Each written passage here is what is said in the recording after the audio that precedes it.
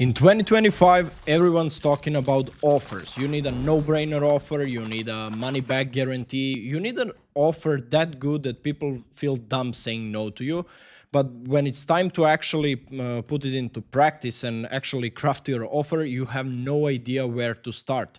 And in this video, I'm going to show you exactly how you can do that, different types of offers, and which offers work best for which types of businesses. If you don't know me, my name is Jovan, and I helped over 300 agencies book thousands of sales calls. I use AI and cold email to generate hundreds of sales calls and leads for my software development agency Codeful, and I've also built a platform called Prospi, which is an all-in-one AI cold email platform that helps anyone launch their own campaigns. All right, so let's get started. First, we need to understand why a strong offer is critical. Your offer is what makes people pay attention. It tells the recipients, here's exactly how I can help you. Even if you send emails to the right audience, a weak offer won't interest them. A strong offer makes your recipients think, this is useful and I definitely need to know more.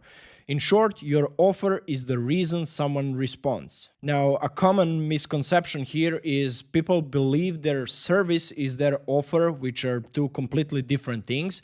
We have a service, for example, paid ads, and the offer is something more tangible and measurable we extract from the service itself. Now, we need to understand that clever words don't work without a good offer. Many people believe that they can put some fancy words on top of their service and call it a day, but it doesn't work like that. A great offer has a specific structure, it promises certain things, it describes exactly what you can do for the people you're pitching the offer to, while the service is more of a general term or description what you or your company does. Now, if your offer doesn't solve a problem or provide real value, no amount of cleverness will make people reply. So it doesn't matter, you can use the fanciest language you can, it doesn't matter if the offer is weak. Cold emails work when the offer is simple, clear, and helpful. This is very important to remember.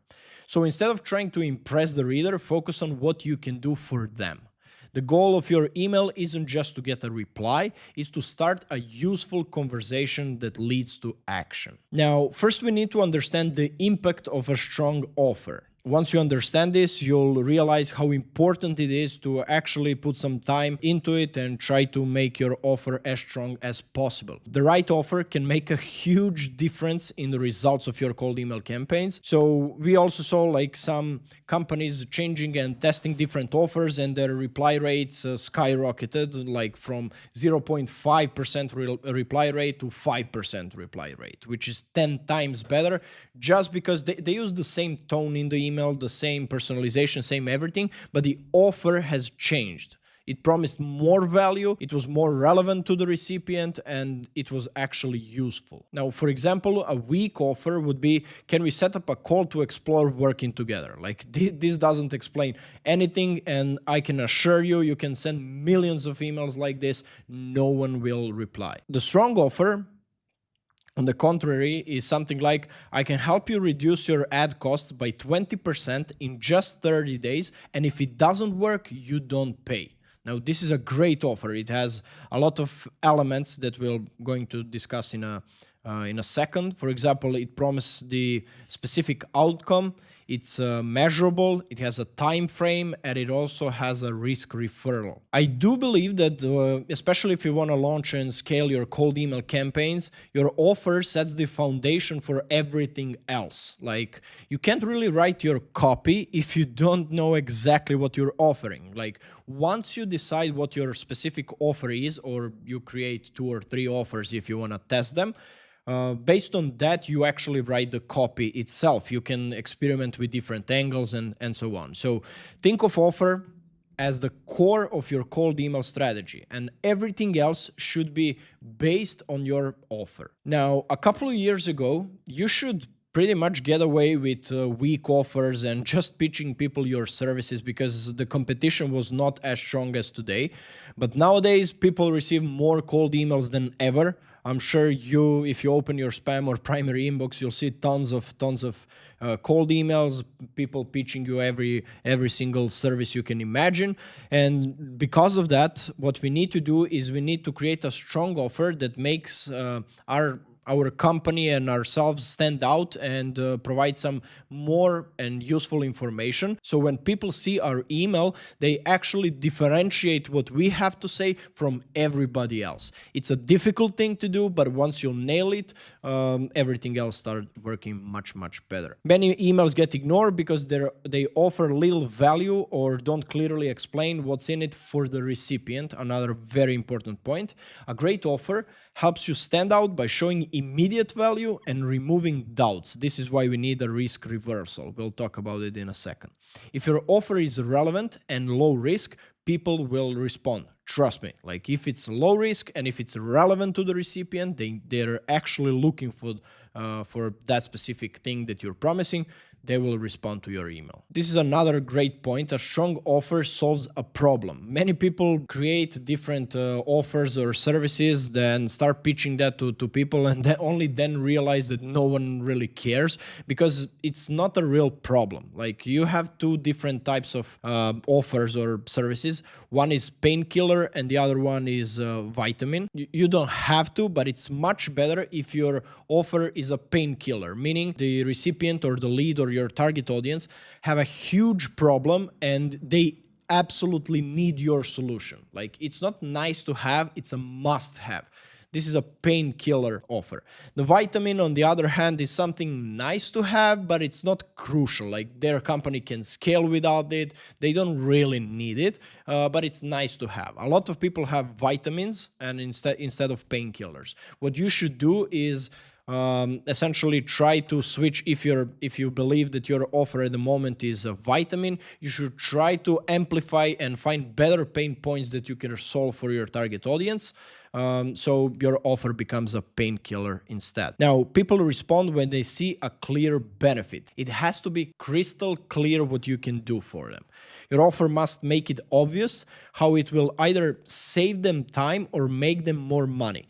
These are the only two core benefits. Like everything else should be focused on these two benefits. You either save people time or make them more money. These are two most important things.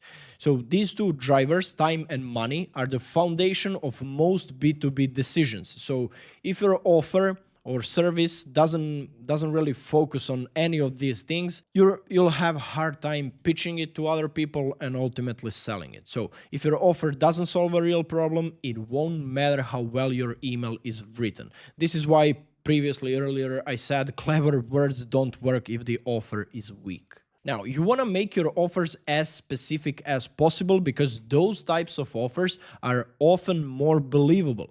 For example, a weak offer would be, we'll help you get better results from your ads. Like, what does that even mean? You'll get better results. Like, better results is relative. What's better for me, it may not be better for you. So by default, people are skeptical when you say something like this because this is not measurable. Like you can deliver poor results, terrible results to them and say, hey, this is better actually. And they may not agree with that. But if you say something like, we'll increase your conversion rate by 10% in 30 days or you don't pay. Like this is much, much better because it's accurate, it's measurable, they know exactly what they can expect. So the clearer you are about the result or deliverable, the easier it is for the recipient to see the value. Again, it needs to be measurable and tangible. Measurable example, increase your revenue by 15% in 60 days, not boost your revenue in 60 days, but increase it by 15%. And a tangible example would be deliver 5 new video ad creatives in 1 week. Again, it's not we'll deliver more videos or a lot of videos. It's 5 new video ad creatives in 1 week. Offers like this show value and deliverables that the recipient can actually track, which is crucial for them. If they can't track or measure the outputs or the results or deliverables, they don't really know if your service is actually beneficial for them. So you need to be crystal clear when it comes to the offers you're pitching. Again, make money or save time will boost your ad performance by 20%, leading to 10,000 extra revenue per month, or will take care of your campaign setup so you can focus on other priorities. Because again, these two factors are crucial when it comes to B2B decision making, either earning more or saving time. Now, this is an interesting one because many prospects hesitate because they fear wasting money or time. That's why risk reversal is a crucial part of your offer. For example, if you don't deliver the promised results, we'll give you a full refund, no questions asked. A lot of people are actually scared to add risk reversals or guarantees and stuff like that because they can't always deliver results, and that's completely fine in the agency space. You can't always, like for every single client, deliver the best possible results because a lot of the results actually depend on the client being responsive, providing you with feedback, inputs, and so on. Let's say that you need to refund 25% of customers. It's still worth it because I assure you, if you have a guarantee like this, you'll close 5 to 10 times more deals. So ultimately, when you sum it up, it's definitely worth it, even if you refund 25-30% of people, because risk reversal makes the decision feel safe and easy for the recipient. A lot more people will actually enroll and start using your service. And again, if you need to refund some of them, don't give them hard time, just give them the refund. One other very important thing is we usually add risk reversals to our intro offer. We have a main offer extracted from the service, which is usually a monthly retainer or something like that. And we have an intro offer. We'll discuss it in a second. But intro offer is something that's easy to say yes to, and we usually have a guarantee on the intro offer, because intro offer is the perfect way both for you and your client to test how it's like to working together. And essentially after, let's say your intro offer is you deliver some work in the first 2 weeks for $1,000. During those 2 weeks, you can see if you can actually deliver results for your client, if they're happy with your work and so on. If not, you give them the refund. If yes, you upsell them to your main recurring service. This way, you still keep the risk low on your end because you're only giving guarantees on the intro offer instead of your main offer. And it's also safe for the customer because they can test working with you without paying, getting locked into, let's say, 12-month agreements and paying huge retainers. Very important thing is there's not really a universal formula for creating offers. Like there isn't just one way to create an offer, and different offers serve different purposes depending on your specific goal and what you do and what your service is and so on. Now, here are a few most common types of offers. We have intro offer, which is what I just described. We'll go into that in a second. We have trial-based offers, we have done-for-you offers, and we have performance-based offers. Now, each type works, but you need to adapt it to your specific use case. Now, the key is to choose the one that fits your business and aligns with your prospect's needs. The first one is intro offer. An introductory offer is meant to start the relationship with a low barrier to entry. I'll give you an example. Let us handle one of your email campaigns for free, and if you like the results, we can talk about long-term plans and so on.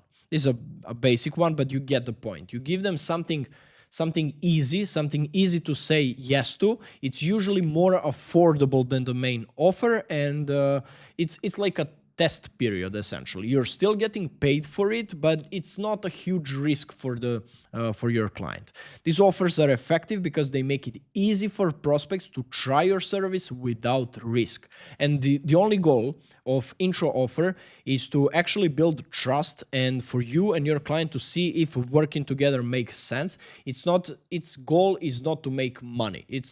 You can essentially cover the costs of client acquisition with an intro offer, but ultimately you'll be making revenue and profit down the line from your main offer. But in order to get more clients to the main offer, you need a lot more clients to actually start working with you by pitching them an intro offer. Another one is trial-based offer. This is what most SaaS platforms do. Trial-based offer gives your prospect a temporary experience of your service. This is why on most software platforms you can see something like try our CRM software software free for 30 days, no credit card required. Because they want to remove hesitation by letting prospects experience the value firsthand before committing. In some cases, this is why I said it's important to adapt these and choose the type of offer that works best for your specific business, because in some cases you need to actually invest money and assign team members to provide even a minimal part of your service. And in that case, trial-based offers don't really work. But for SaaS platforms, usually there's no additional work that needs to be done when they onboard new customers. So this is why they can offer like a free trial for the first 2 weeks, 1 week, 30 days. It doesn't really matter. Done for you offer means that you handle everything. Like and this is what I see a lot of people do, and the mistakes they made. They pitch a done-for-you offer and still expect from their customers from their clients to handle like 30% of work. They need to deliver a lot of materials, they need feedback in every single step of the process and so on, and people don't want to do that. If they sign up for a done-for-you offer, it means they only care about the results. They don't really care how you do it or who you hired or stuff like that. This is why it's important for you to essentially set the right expectations and get as much information from your client as possible upfront, so you don't bother them on a daily basis. Because again, if they signed up for a done-for-you offer, it means they only care about the results. They don't care about the process. And these offers are great when your target audience is busy or overwhelmed and so on. And finally, performance-based offers. These are, I believe, in the last couple of months, maybe year or so, these offers became more and more popular. And these are actually very tricky. Like, performance-based offers are designed to align your payment with the success of your service. A lot of people start with these types of offers because it's a very low risk. You get paid how much you actually delivered and so on, maybe percentage of the deals closed or calls booked or whatever. But it's very tricky because usually you don't have control over the entire process. You only control, let's say, 50 or 60 or 80%, and the rest is on the client. So if the client doesn't do his job properly, you're actually suffering because you provided a perfect service, you did everything you could, and the last 20% that need to be done by the client are not executed properly, meaning you're getting paid less. So you need to be very careful who you're pitching performance-based offers to. You need to qualify the prospects and the clients carefully. But ultimately, I've also met a lot of people who made a lot of money, and their biggest clients are actually performance-based clients.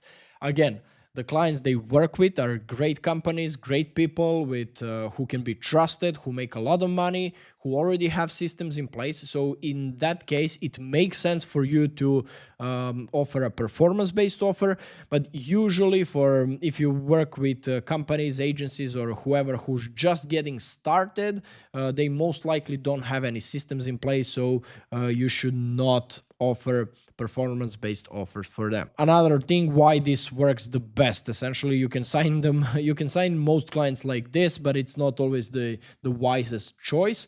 And it's because your prospect feels safe because they know they are only paying for the results. And it also shows that you believe in your own service, which builds additional trust. Okay, so now we understand the theory, but let me show you how you can actually craft a compelling offer step by step. The first step is start with the problem you're solving. Like every great offer starts by answering one simple question. What is the biggest problem your prospect needs to solve? You can use AI to do this research. I personally did that. You can also look at your previous case studies, your previous clients, and interview them. You can ask them, okay, what was the highest impact of the work we've done? What was the huge the biggest problem that you had that after working with us it disappeared, or at least you get less of it? So This could be reducing ad costs, increasing conversions, saving time, streamlining a process. It can be anything depending on your service, on your target audience, and so on. The easiest way to do this is to use AI for research and interview people. Ask your previous clients questions. Now, once you understand the problem, you need to understand all the pain points, every single step. Like you can break down the problem into multiple categories and so on, and then you position your offer as the solution. So once you identify the problem, the next step is to position your service as the perfect solution. Rather than just listing what you do, you need to focus on how it solves the problem that you just figured out. So instead of we offer landing page design, like this doesn't really solve any problems, it just says like what you do. You need to say, we'll redesign your landing page to reduce bounce rates and increase conversions, because you research your target audience and you know they're struggling with this pain points. Your offer should make the benefit clear and easy to understand. The next one is, if you have previous clients or any social proof you can use, it definitely increases the conversions because people trust what others recommend. Because adding a case study, testimonial, or examples of your work builds additional credibility. For example, we increased conversions by 15% for XYZ company within 30 days. Let's see if we can do the same for you. You can also pitch in your cold emails. You can pitch a case study. You can maybe create a one-pager with all the results, timeline, and everything that you've done for a similar company, and then you can offer that to other people through cold email. Social proof shows that you've done it before and that you can do it again. This is pretty self-explanatory. If you've done it again and you have proof that it works, you can just pitch the same thing to a similar company and they're more likely to trust you. Adding a risk reversal mechanism, we already talked about this. This is where a guarantee comes in, because risk reversal works by removing the fear. An example is, we'll refund your money, we'll work for you until you achieve that results, or similar. The next thing that we need to understand is that people hesitate to say yes because of multiple reasons. It's not always money, it can be other things as well. Even when people see the value in your offer, they hesitate because of fear and risk. They usually have fear because of things like wasting money if the service doesn't deliver results, losing time if they have to fix something that goes wrong, and damaging their reputation if the decision backfires. This is a very important thing. This is why if you're just starting out, you can offer your services for free. Like you can message 100 people, and I assure you a lot of them, most of them would not be interested, even if it's for free. And you're sitting there wondering like, how does this make sense? I'm offering my service for free and no one wants to accept it. It's because money is not the only risk. They risk losing time, so they need to work with you, and if they don't like the results, they just spend like a couple of weeks or months working with you, going back and forth and so on, or damaging their reputation. Like if you ask them if they need help posting content on social media, you're using their brand, you're using their face to post content online, and if it's terrible content, their audience doesn't care who posted it. Like if it was you or a VA or whoever, they see the company, they see the face of the person who posted it, and they suffer because their reputation is being damaged. Your goal is to eliminate all of these risks and make the decision easy. 5 types of risks that you need to overcome. The first one is financial risk, which means people worry about wasting time if the service don't deliver. The second one is performance risk, time and effort risk, reputation risk, and ultimately ego risk. Fear of trying something new and failing, leading to frustration or self-doubt. This is a very important, like it doesn't matter at what level, if you're pitching your services to managers in huge corporations or startups or freelancer, it doesn't matter. Everyone has this risk, like they fear of trying something new and failing, which is exactly why you need case studies, social proof, and so on, to assure them that it actually works. You've done it for other people. Other people took the risk, so they don't have to. And when you address these risks directly, you build trust and make the decision feel safe. Now, let me quickly walk you through all of these risks and how you can essentially minimize them. For financial risk, you can say something like, if If we don't meet the agreed goal, we'll give you a full refund, no questions asked. Pretty self-explanatory. Performance risk is the fear that you'll fail to deliver or even make things worse. So what you can do is say something like, we'll run an A/B test, sending only 10% of your traffic to a new version. If it performs as well or better, we'll switch it to 50-50.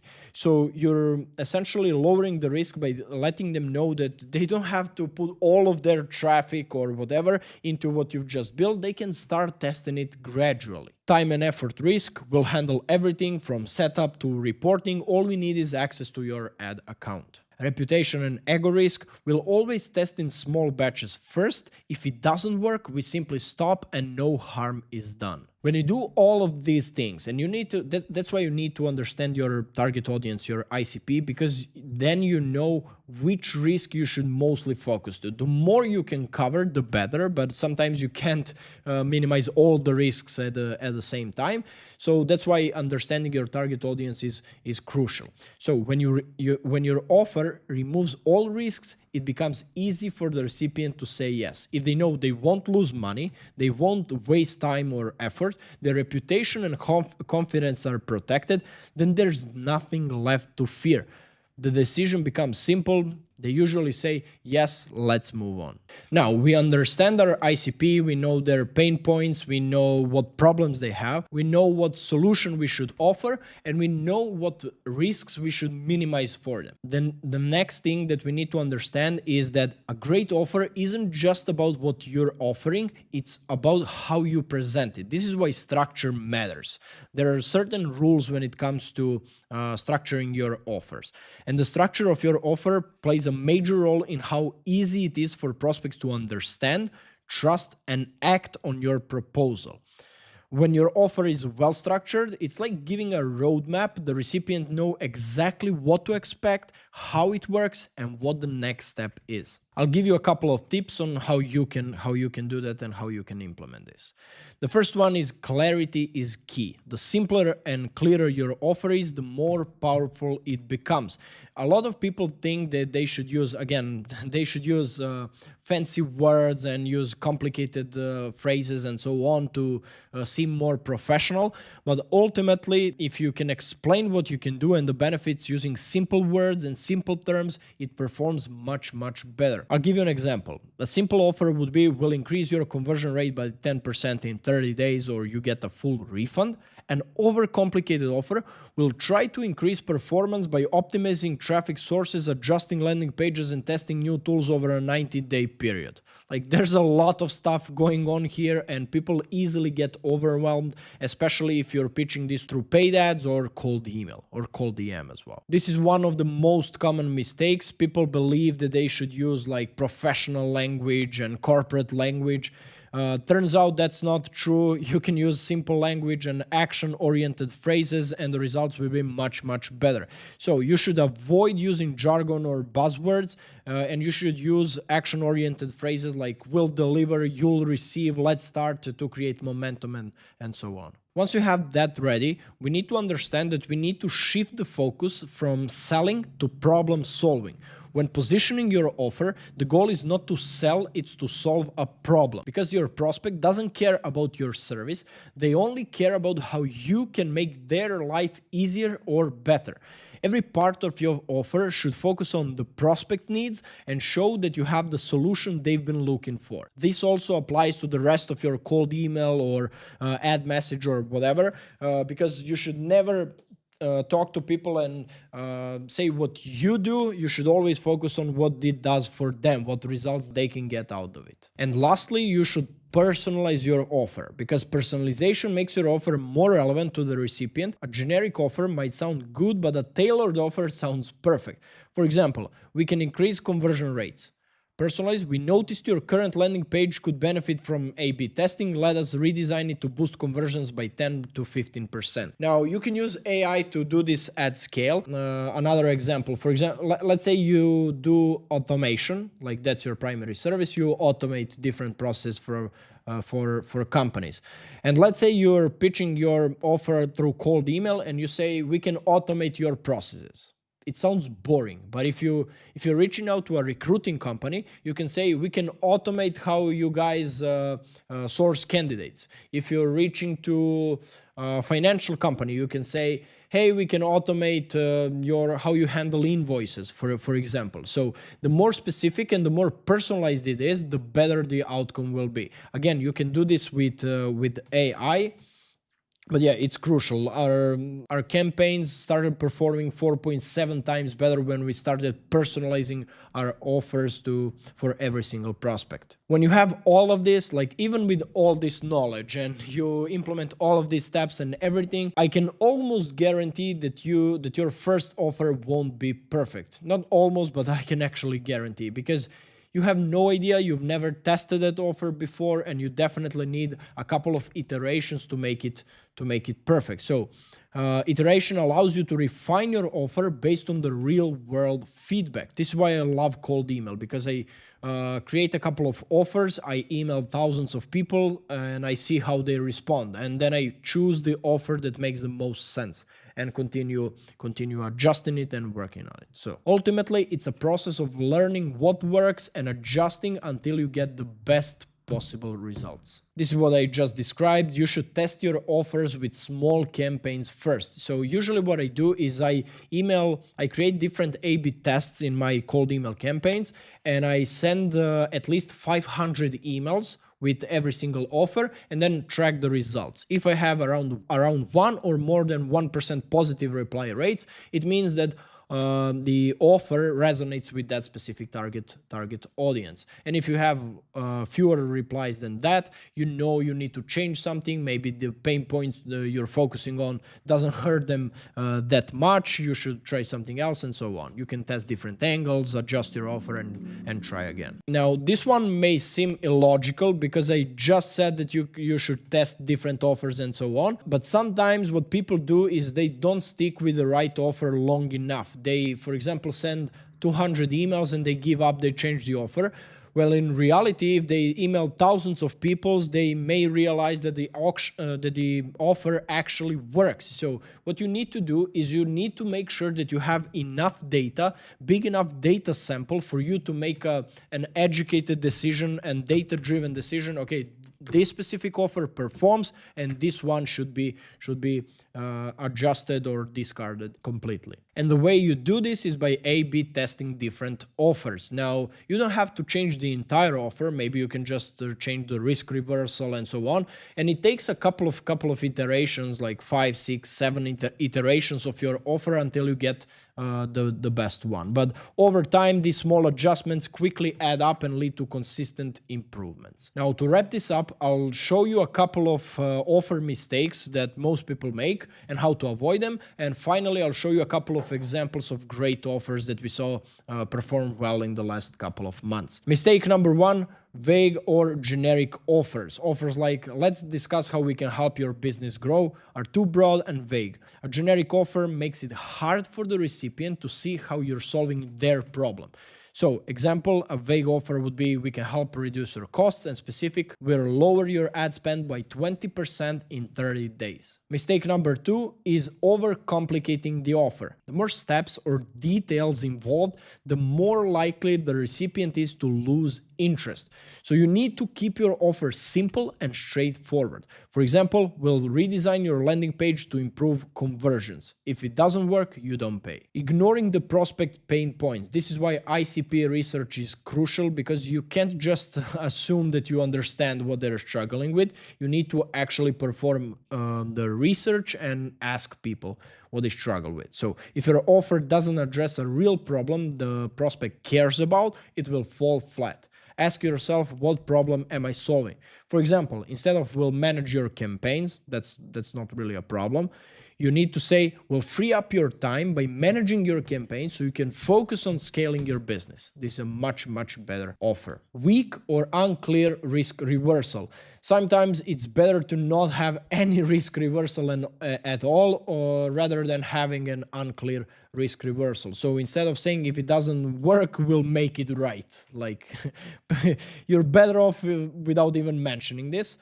And if you want to include a risk reversal, which is something I definitely suggest you do, If we don't achieve a 10% increase in conversions, you get a full refund. And finally, let me show you some examples of high converting offers. Ad agency example would be, will reduce your ad spend by 15% in 30 days. If you don't meet the target, you don't pay. It's specific and measurable. The risk is shifted to you, to the agency, and it has a clear timeline which explains to your prospects exactly when they can expect the results. Intro offer would be, let us run a free email campaign for your next product launch. If you like the results, we can discuss a full service partnership. Now, this is just a small part of the service. Again, you're still getting paid for it, just not as much as the main service, but it's a risk-free way for your potential clients to experiment and start working with you to see what it's like. So this works because free trial lowers the resistance and let prospects experience value firsthand. It's simple and it opens the door for a long-term partnership. A done-for-you offer would be something like, we'll migrate your entire team to our new CRM in 7 days. All you need to do is share your data and we'll handle the rest. It addresses the prospect's pain point of migration complexity. It offers a completely hands-off solution, minimizing time and effort for the client, and it includes a clear deliverable 7-day migration, which sets the expectations immediately. Trial-based offer, again, this works best for SaaS platforms. Try our platform free for 30 days, no credit card required, and only if you love it, we'll set up a custom plan for your team. And finally, risk reversal offer. You can combine these offers as well. You can add a risk reversal statement or phrase to the intro offer as well. We'll redesign your website to increase conversions by 10%, and if you don't achieve these results within 60 days, you get a full refund guaranteed. Now, I know this has been a lot of information, but trust me, all of this is crucial, and I learned everything the hard way after sending hundreds of thousands of emails, testing every single marketing channel and everything, and it all comes down to crafting a high converting offer, especially for cold traffic. So, to sum it up, here are the key takeaways from this video. First one, clarity is essential. Your offer should be simple, specific, and easy to understand. You should solve real problems. Align your offer with the prospect's pain points. It doesn't matter what you believe, it matters what your prospects believe. Remove risk. You can use guarantees or free trials to make saying yes easy. Structure definitely matters. You should use timelines and deliverables to create confidence. And you should always iterate. Even with all of these steps, it's still not enough. You definitely need to iterate on your offer, experiment, perform A/B tests, do different types of research and so on until you get to the best possible version of your offer. When these principles come together, your offer will become a powerful tool to book more calls and generate meaningful responses. And now you have everything you need to craft a perfect offer for your company. So if you liked this video and you found it useful, make sure to subscribe to the channel because I'll be posting videos like this every single week.